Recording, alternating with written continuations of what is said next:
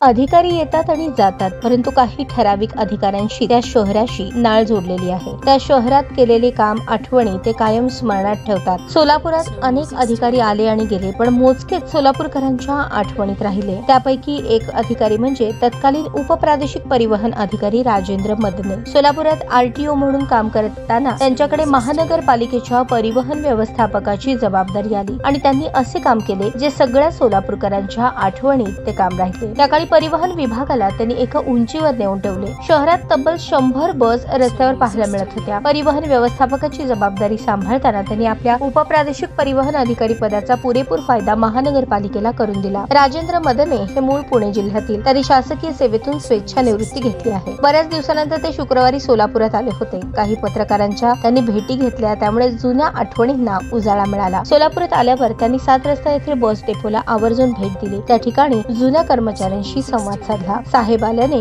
कर्मचाऱ्यांच्या चेहऱ्यावरील आनंद सुद्धा पाहण्यासारखा होता। परिवहनच्या बस समोर ते नतमस्तक झाल्याचे पाहायला मिळाले।